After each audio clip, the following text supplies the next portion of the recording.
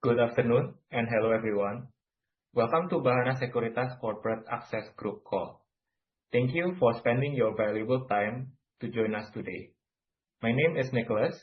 I am the research analyst covering telco, tower, and tech at Bahana Sekuritas. Today, I will be serving as your moderator.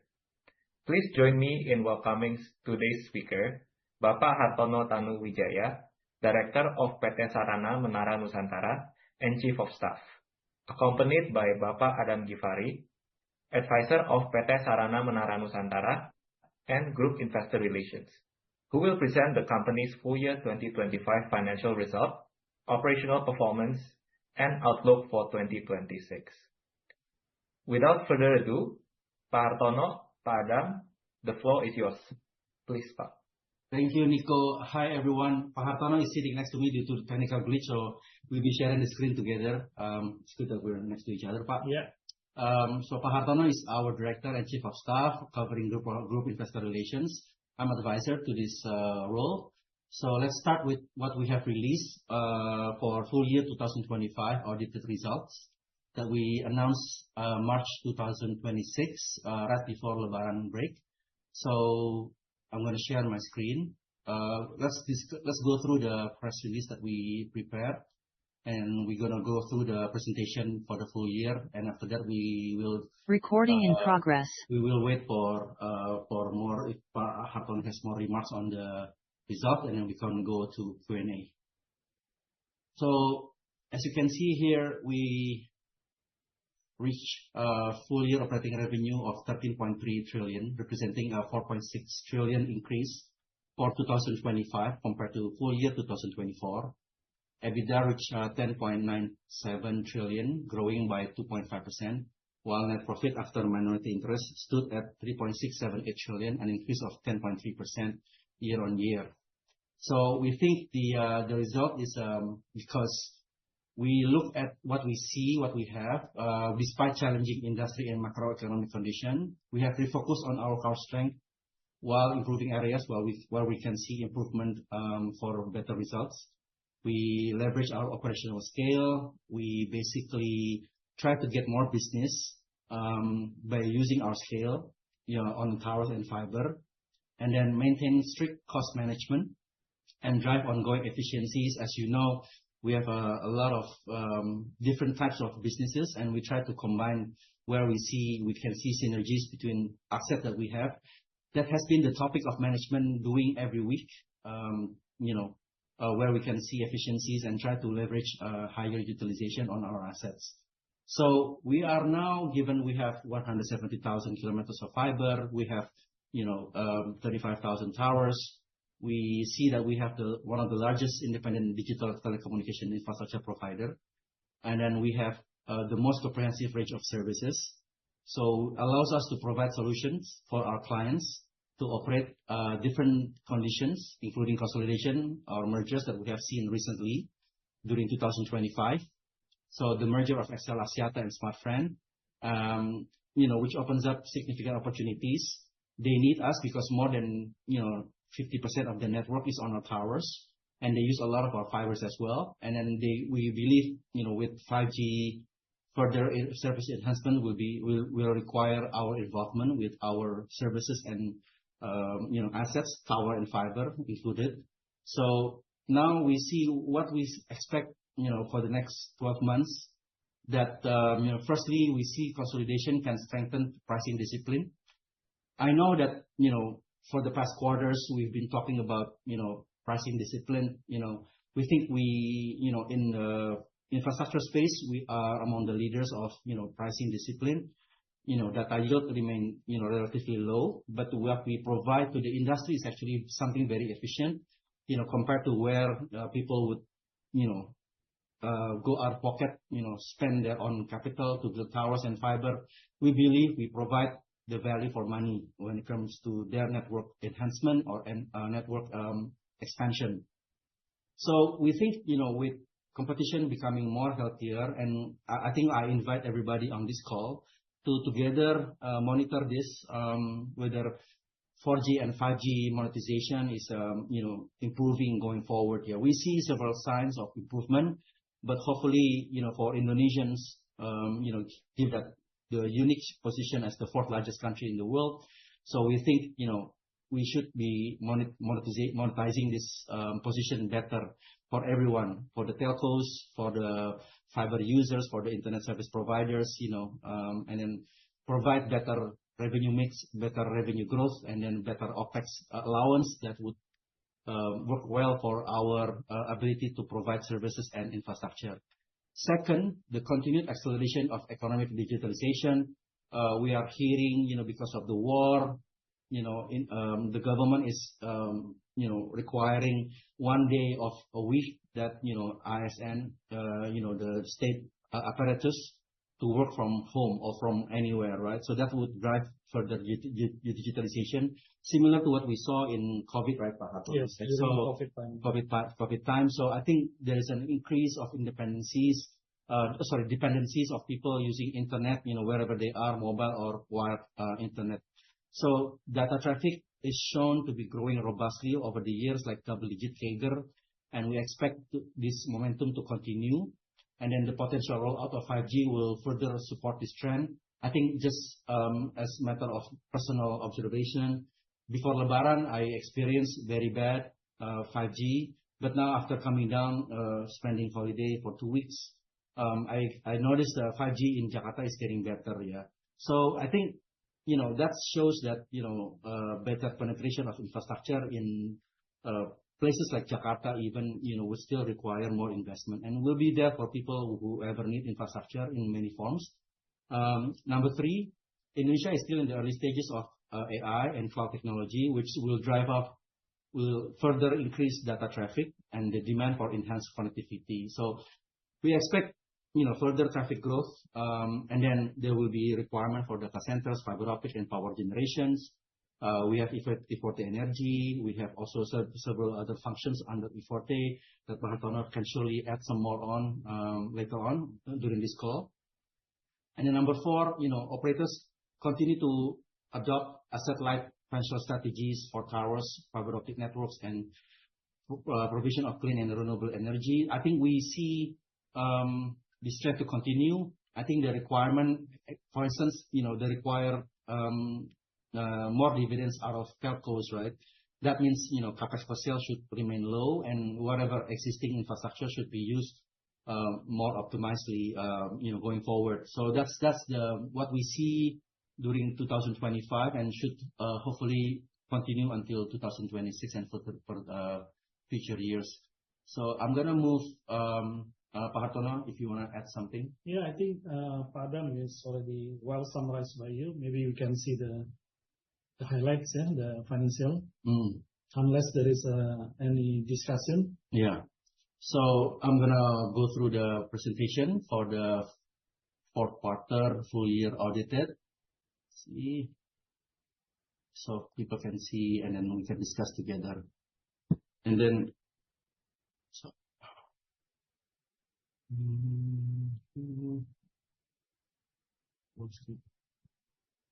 so we have, 36,000 towers as of last December.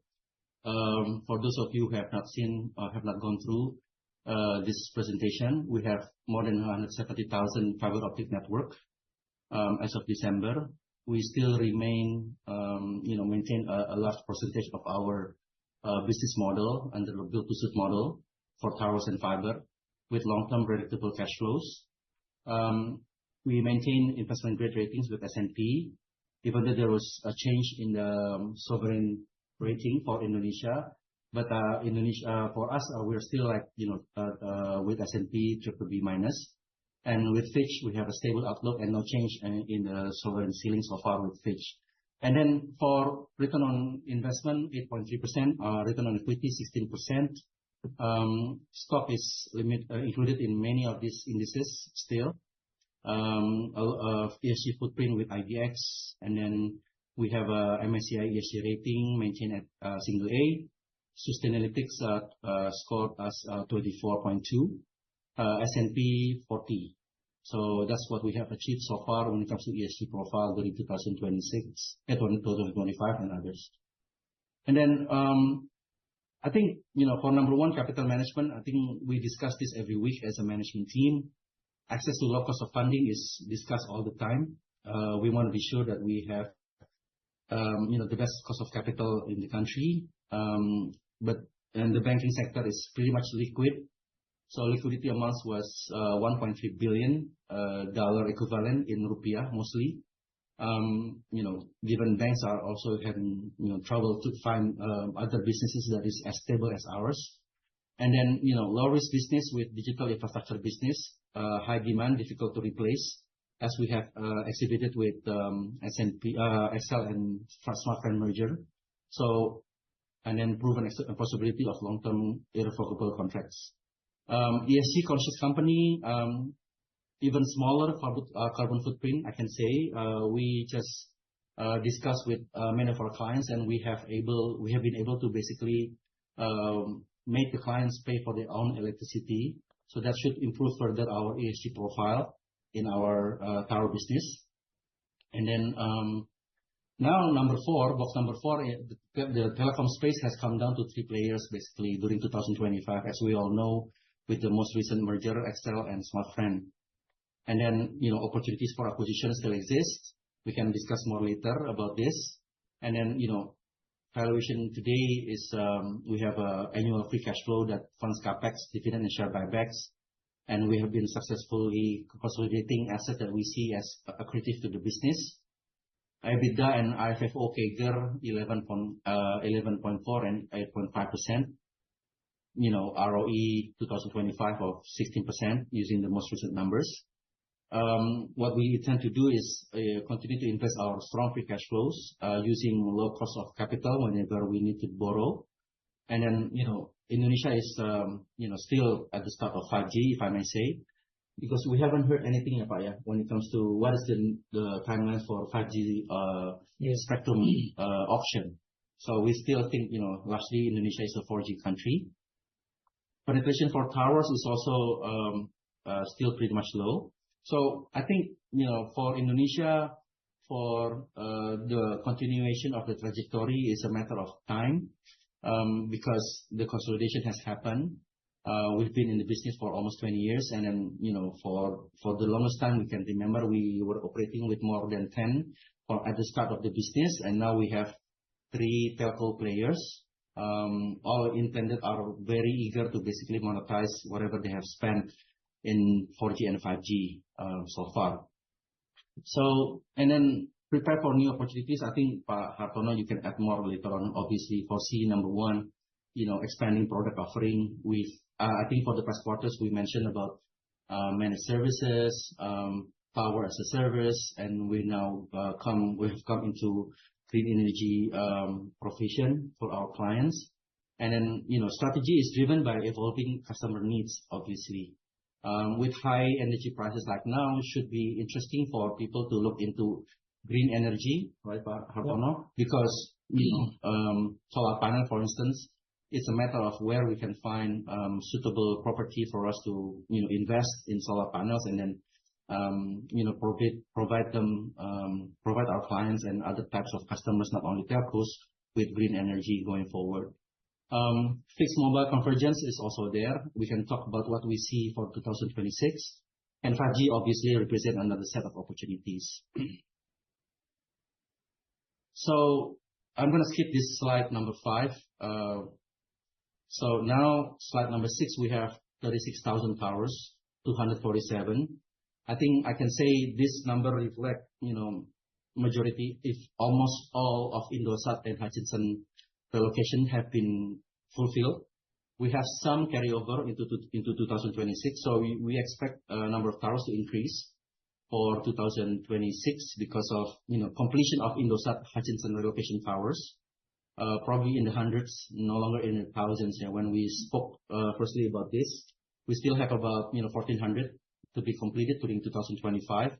We should be about 400 by now that we should conclude to basically finalize the towers that we built for IOH relocations. So the location of the towers mostly in Java, Bali, NTT, and TB. Sumatra, approximately about 8,200. Kalimantan 3,000. Maluku Papua still with the lowest number of towers given density. Sulawesi, we see this increase approaching that of Kalimantan is quite interesting because of the economic activity in that area, especially mining and then plantations. And then our towers on our fiber, where we have our fiber, you see the difference between revenue generating FTTT is basically where we charge our customers, and then FTTT kilometer pole is the kilometer of physical cable that we own under FTTT category. So as you can see, Java utilization is high, Sumatra is high, Bali Nusra, is also high, and then Kalimantan is lower, Sulawesi is a bit lower. It's a function of density basically, where we see our customers need fiber to the tower as a means of data transport because of data traffic is increasing in those areas. And then, our build by return strategy, we invest in build-to-suit towers. So in the form of, various contracts, mostly for 2025 is relocations, and then expand fiber optic network, FTTH, and then more slower growth in FTTT. FTTH, we expect to grow quite interesting. But, when we say we have fiber, we can also use it for other types of business, such as connectivity, right, Pak? Yep. And then during 2012 months, we added 847 towers. So that's short of a couple of hundred towers that we need to conclude for Indosat Hutchinson. And then 6,789 kilometers of revenue generating fiber. We added 9,000 activations. We added 89,000 home connects, and then 31,000 home passes. So very good execution on the home connect side. Return that, we mostly basically focus on protecting investment grade ratings. And then, we maintain investment grade ratings. We distributed dividend 1.2 trillion during 2025. Based on past quarters results. So diverse product portfolio. So we have, 36,000 towers and 60,500 tenants as of December. Tenancy ratio 1.67. 53% of towers located in Java. Just in third quarter, I think this number is 52%, but we added towers more in Java. So that's also an interesting trend.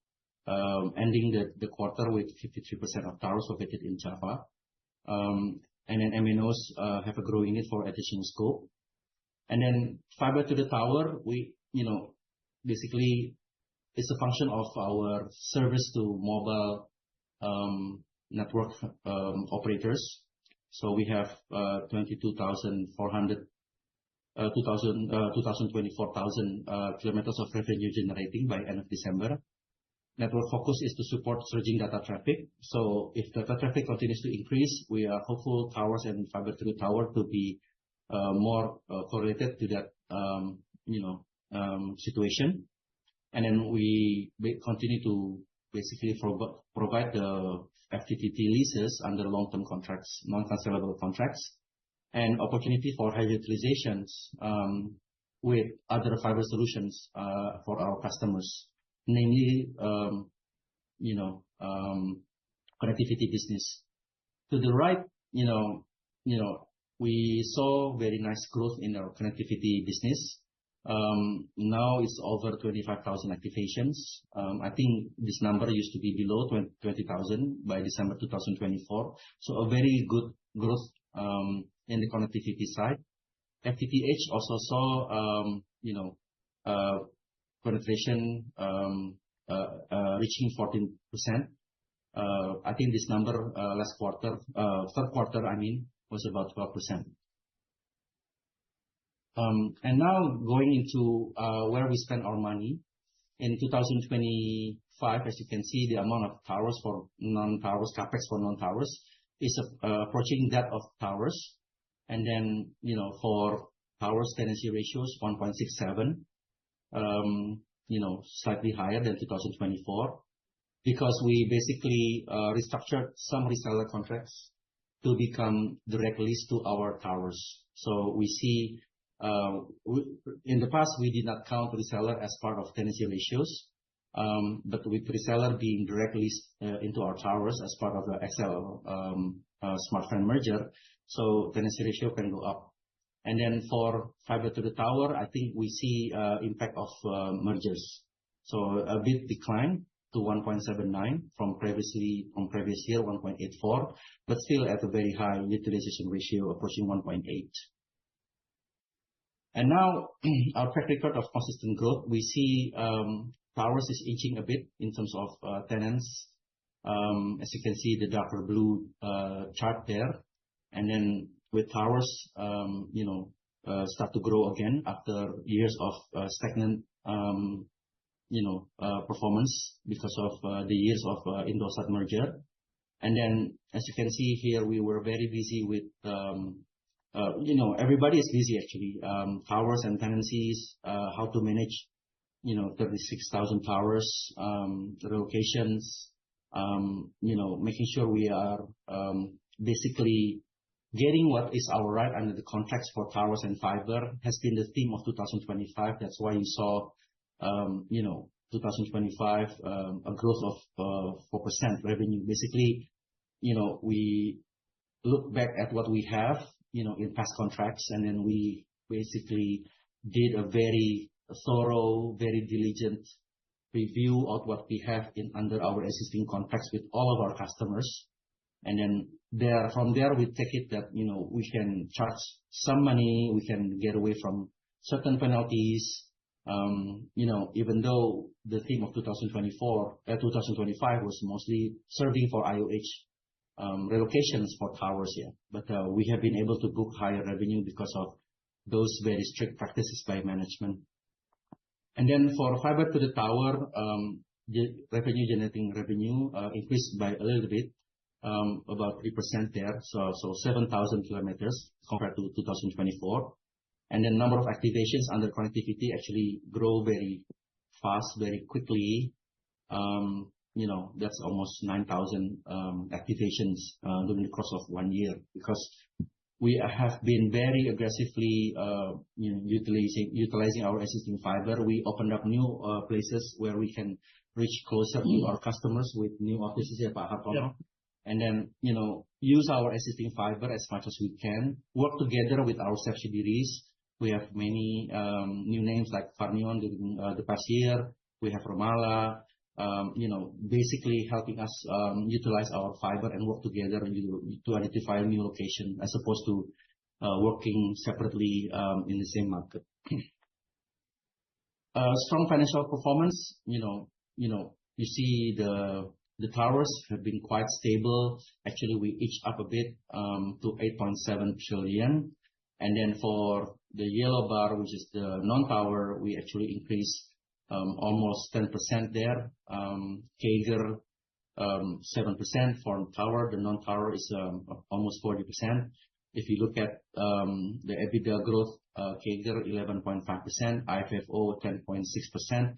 So actually, given still high interest rate environment, if I may say, during 2025, even though we were among the lowest cost provider when it comes to borrowing costs, we still seeing FFO growing slower than EBITDA because of high interest rates environment in 2025. There were hopes actually in the market. I think, as we all know, everyone, that there was a hope that for rate cut during the year, but it was not sufficient to make it the FFO grow as much as we grow EBITDA during 2025. And then, leverage 3.74 on this page, talking about our balance sheet. During the year, we paid down about 7 trillion. The money from rights issue came in 5.5. So we paid more than what we received in right issue money, 5.5. So we paid down 1.5 more than from our own operations. So leverage came down to 3.74. Interest coverage ratio 3.9, and borrowing costs at the end of 2025 was 6.0%. If you remember, this number used to be 6.5 at the start of 2025. So we cut down to 6.0%. I think we see a very close resemblance of what we saw in policy rate cut in Indonesia by Bank Indonesia. So we utilize different types of borrowing structures, going to the bond market, going into the money market, with the banks, going into different types of structure. Even though I don't remember seeing going into foreign exchange transactions during 2025, because rupiah was so interesting to borrow in rather than going into forex market and then hedge it back to rupiah. So we use mostly rupiah during 2025, basically. And then corporate ratings remain BBB minus with S&P, Fitch AAA, and then Fitch Global BBB flat. This is summarized profit and loss. So I think when it comes to performance of the company, revenues, gross income, EBITDA, I think we have been exhibiting a very good performance, given where our competition is when it comes to this kind of metrics. Net income margins 27%. I've been getting questions about tax expense. I can say it's rather difficult to project when it comes to tax expense, given different policies, during different times of, say, finance minister's financing strategy. So we see, very difficult, to forecast tax expense. But we do, whenever we see we paid more in certain years, like in 2024, wherever we no longer pay in 2025. So that should better reflect what we think is the taxation for the year, for instance. And then your financial position, I think these are, we have discussed in previous slides when it comes to our balance sheet. And then this is our cash flows. Beginning balance 940. We have basically adopted more stringent cash management policies starting 2023, basically. Whenever we have excess cash, we used to pay down debt, or maybe make some down payments for future capex where we see more efficient to do it that way. That's why you see cash management is very stringent. Collection comes to almost 15 trillion, and then capex plus OPEX is almost 9 trillion. Interest expense is 2.788, which is a mark below the run rate before, which is 2.9. And then cash surplus from operation 4.1. Business acquisition is smallish, 579. And then right issue money 5.5 trillion that I mentioned. And then loan proceed, we paid down basically 7.2. So we paid more than we received in right issue money. And then we paid dividend 1.2. So ending the cash with 650 billion by end of December 2025. And then going to, quarter by quarter analysis, 10% year on year, or as well as quarter over quarter. Basically, connectivity is the brighter spot that we have discussed with people before. The non-power segment under connectivity is the brighter spot for the company. We see consolidation playing a big impact on our towers operations. But I think what we have also experienced that if we look hard and then work diligent enough, that we are able to basically collect better what we should be able to collect from tower businesses.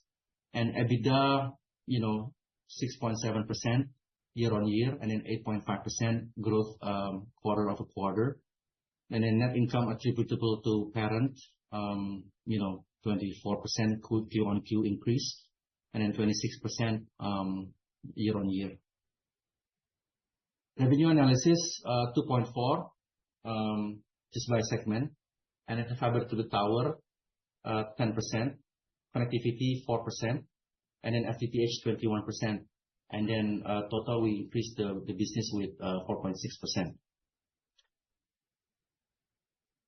Summary operational data, we have increased the number of towers 847, and then tenants increased by 2,500 because of the reseller becoming direct tenancy to our towers.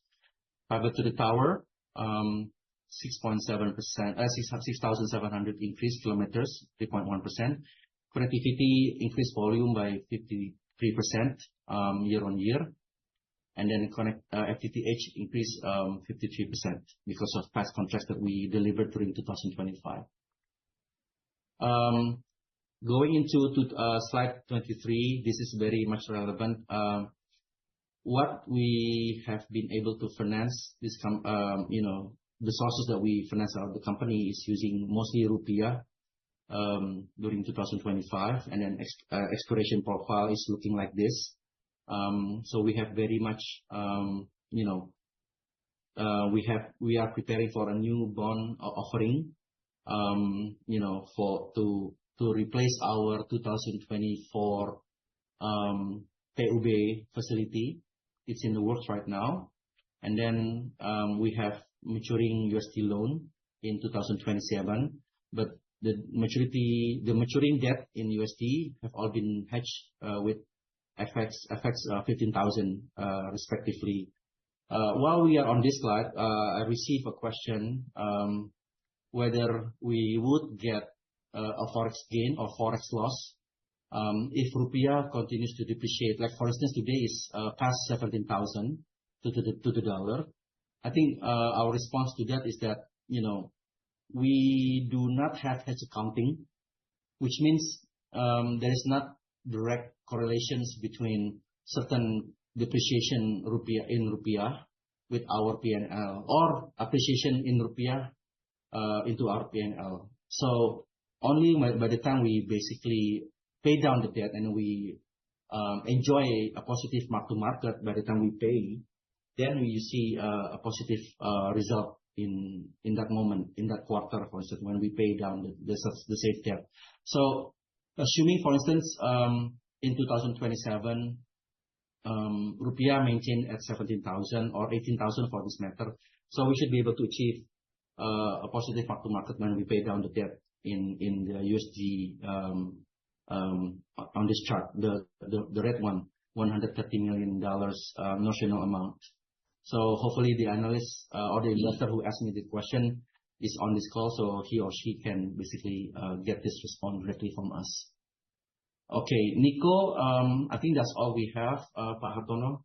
Yeah, so the 2025, despite of the challenge, the merger on the Indosat with Hutch and also XL with Smartfren, so we still able to print the good result. Yeah.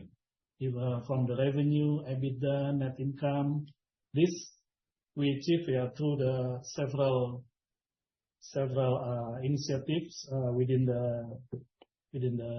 our group, mainly synergy, and then we, like Padam said, that we carefully looking at every line of the expenses, yes, which one that we can optimize or synergize. So I think that's the additional comment from me. Yeah. So it's a very meticulous exercise. There is not one particular area of the company that we can say as, when it comes to this exercise that Pak Hartono was saying that, okay, towers or non-towers. I think we really look at everything that we have in the company. So given the storm, the busyness of mergers are behind us, so we use the opportunity to basically relook at what we have in various contracts. And this is the result we see for 2025 book that have been audited by Ernst & Young. So now I think both of us have concluded. Nico, now coming back to you. Okay. Thank you, Pak Hartono, Padam, for your insightful presentation.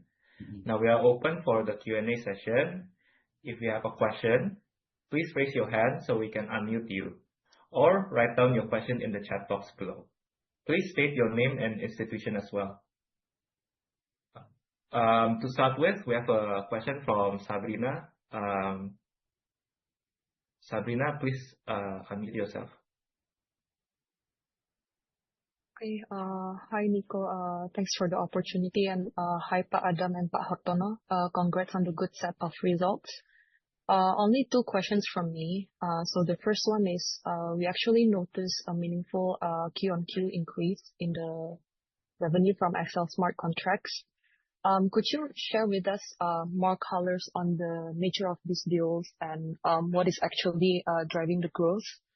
And the second one is, as interest rates are likely to remain elevated for longer, how does the company plan to actually manage or balance its financing costs with ongoing organic expansion, despite we have seen some efforts of deleveraging in full year 25? I'll stop there. Thank you, Pak. Okay. So like we said, we relook at what we have. So several of the collections were actually taking place in 4Q, and then some additional run rate revenue also incurred during 2025 last quarter, fourth quarter. So I think going into 2026, we expect, given we are now will be working very hard with XL and Smartfren to successfully create value for the merger. So we see us working more on the non-towers because they will need some restructuring on the non-tower side. So coming back to this question, so we expect for towers again before seeing some more upside. So we see towers to remain flat for now, and then we see additional incremental from the non-towers, which is fiber to the tower as required by XL Smartfren. And then we expect to see some increase in penetration rates as well as some additional home passes business that we see during 2026. So this is also concludes discussion about what we see for 2026. Yeah. So overall, I think for towers, non-towers combined, we see the company to book basically low single-digit revenue growth, and then EBITDA also, and then net profit before we see additional upside. Yeah. Because when we were discussing this was back when we prepared what we see for 2026. That was sometime in January, December, that times. So we are hopeful that we can update the market what we see for the remainder of the year when we release our newer quarterly results. Because we see a lot of noise right now at the moment when it comes to what we see as the outlook for 2026. I think the requirement of merging parties is actually like we saw in IOH. Yeah. So they want to see efficient use of assets, efficient use of leases on whatever they want, right? But since XL Smartfren is focused also on 5G, so we see the need of fiberization to be higher at this stage. Does that make sense, Sabrina? Okay, understand. And what about on the interest rates? Yeah. Yeah. On the interest rates, I just had coffee with banks. They also have problems lending to various sectors in the country, given elevated oil prices recently, which did not come into our picture when we prepared our budget. So we think the bond market may see some movement, but the banks are not that facing easy times themselves to lend. So we expect the banks to remain liquid, in other words. So this answer may come to you differently as you asked me before the war, frankly speaking. But just talking to the banks, when they need to find good credit quality borrower to lend to, they have problems because everything has gone up in price, inflation. And then, that's why you see, equity prices come down because people expect inflation to be high. And then even though we have taken out a lot of the risks from our balance sheet, like for instance, the fuel cost I mentioned in the first 10 minutes of our call, But again, the customers that have to bear those fuel costs, transportation costs, will face difficult times here themselves. Frankly speaking, we have not taken into account, a very significant rate cut in our projection. Some cut, but not so much. So we see we have some buffers there. Yeah. Yeah. Yeah. So for instance, around 2023 we were 6.1%, and in 2024 average cost 6.2%. 2025 is 6%, like we just presented to you. In 2026, we are hopeful we don't have to go, fix something longer dated. Given liquidity is still abundant in the marketplace, in the banks market, especially. Does that make sense, Sabrina? In other words, I don't have an answer right now because during the last board meeting we were not discussing about borrowing more. We are pretty much well funded at this stage, and then we only have to talk about new interest rate with banks when it comes to the need of, say, 5 trillion or 10 trillion of new facility with banks. Does that make sense? And BI rate is remained stable, 4.75, Sabrina. Does that make sense to you? Okay, thanks, Pak, for the colors. So Yeah. in other words, this quarter, maybe we don't see the impact yet of increased rates so much because of the war. The war only started at the beginning of March. Yeah. Okay, so it will be pretty much at the same rate from 4Q, right? Probably slightly higher. Probably slightly higher. Yeah. Which means okay, and then if it goes higher than what we saw in December 2025 or 6%, so that means the management has to work harder to find savings elsewhere. Yeah. Right, Pak Hartono? Yeah.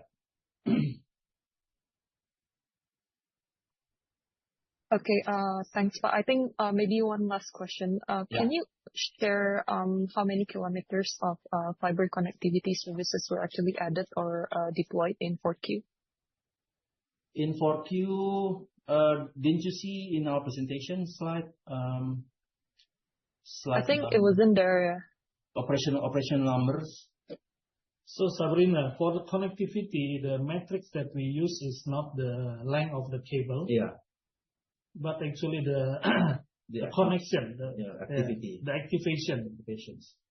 So that's the metric for connectivity, because different with FTTT, which is we bill the customer by kilometer per month.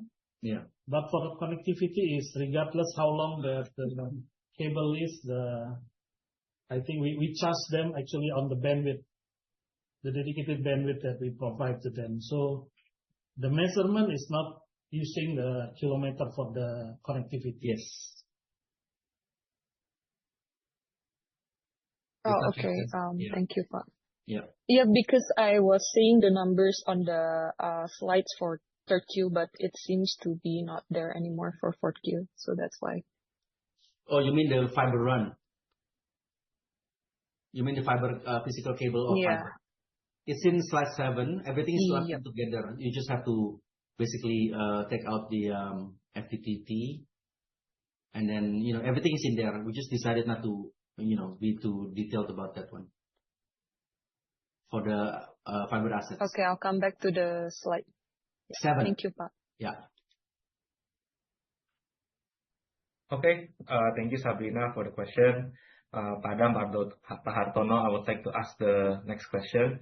Pak, I think we all recognize that the 2025 result beat was partly driven by the tax.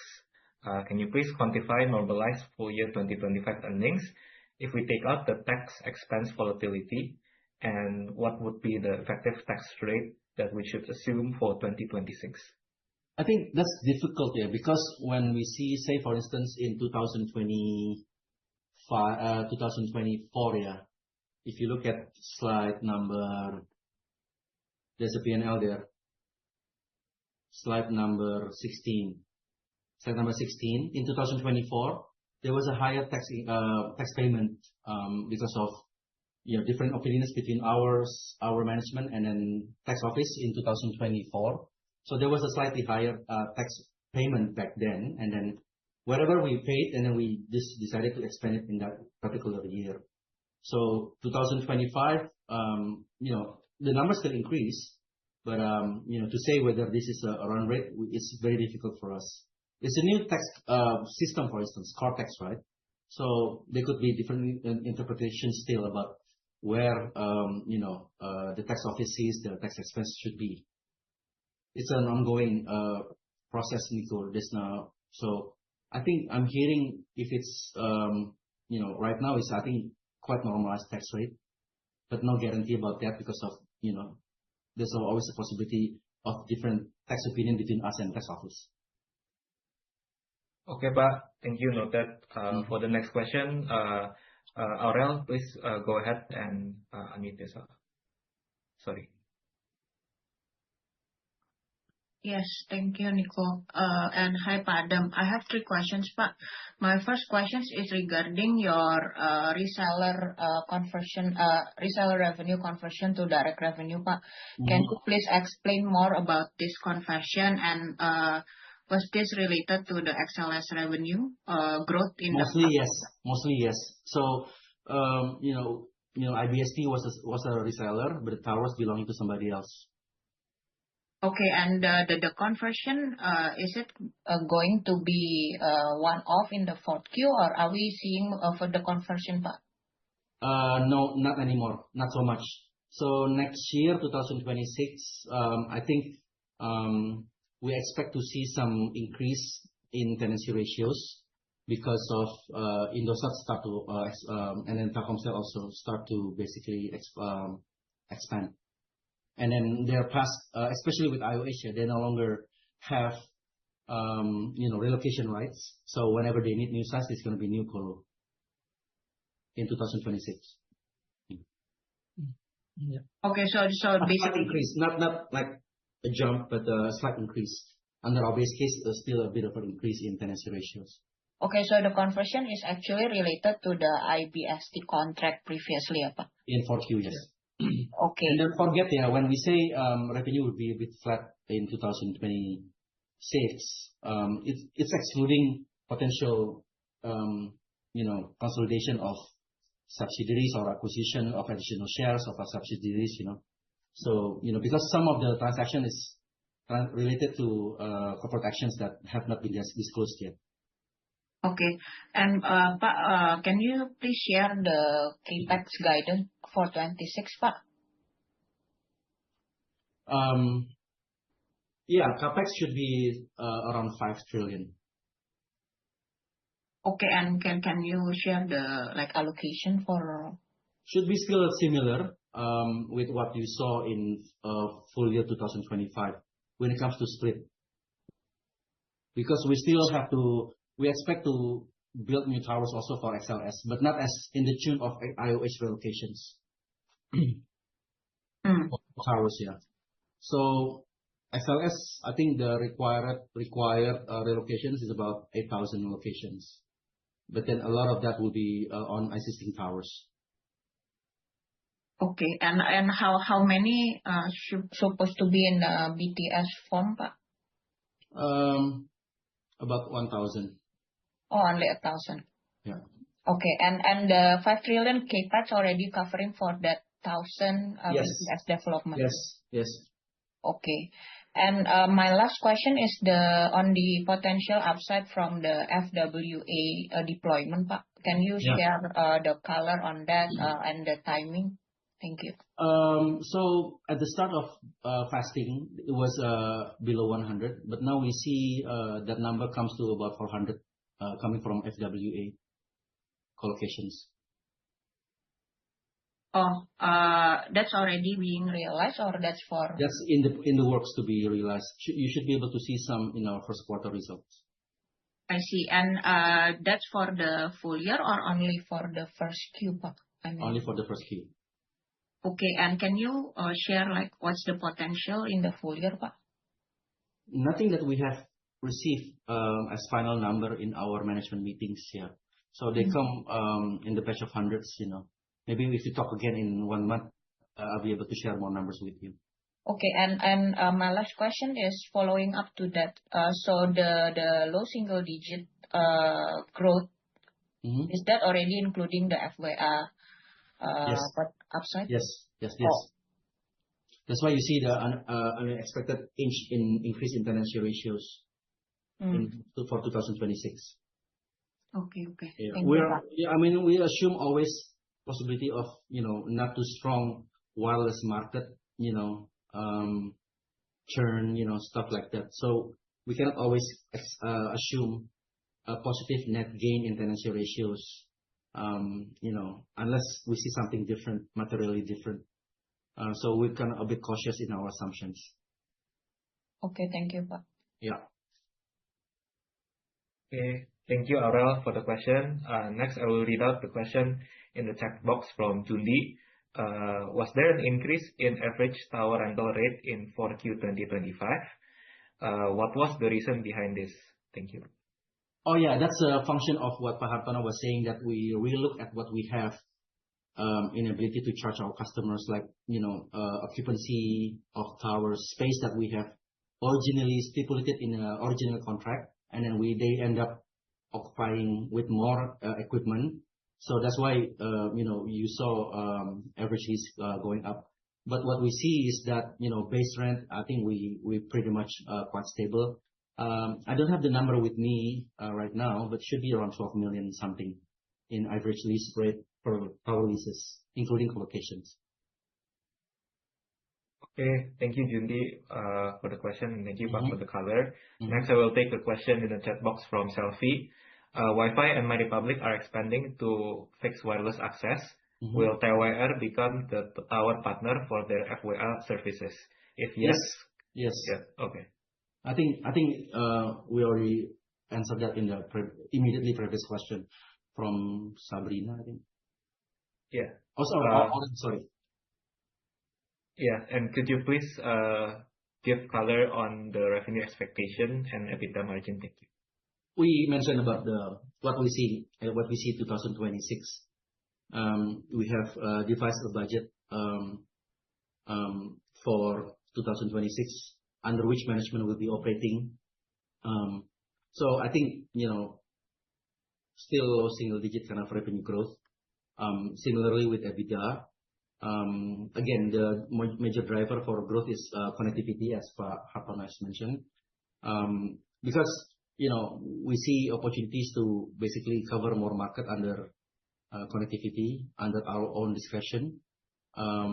We are hearing off and on mobile wireless operators being hesitant about spending CapEx. So that's why we think, 2026 will still be the better spot is from connectivity, right, Pak? Yeah, still connectivity is, we feel that there's still a room for quite an improvement, utilizing the kilometer fiber print layout that we have across Indonesia. And also we see that the needs for the internet is increasing from year to year. Yeah. So we see that connectivity, especially will book quite a growth. Yeah. And then the growth from that connectivity, very strong growth from connectivity will lift the, all overall POW performance for 2026. Okay, thank you, Pak. Next, we will take a question from Etta, and then we will take one last question as we approach the end of the call today. From Etta, Pak, what is the pricing trend for tower and fiber? What is the sustainable level in the industry? And then what is the typical tower required in 5G? Yeah, answer for the fiber. Yeah. For the pricing for the fiber, if relate to the FTTT, I think it's already bottom. I think we don't see any further decrease on that. For the connectivity, yes, we see that it's very natural. The price will go down every year. However, what we do is we don't we try to maintain the price. Instead of lowering the price, we give them more bandwidth, so the revenue is still remain the same. Yeah. So that's our strategy for the fiber. Yeah. Yeah. I think for towers, I think like for instance the new possibility of bigger volume with FWA. I think again what I mentioned during the first 5 minutes is that what we've been trying to do is that same with fiber with towers also. Rather than these guys, whoever wants to expand the network or improve the network, rather than them go out of pocket to build new infrastructure using other people or their own capital, I think we have the flexibility of very efficient capex and opex outlay on a per unit basis.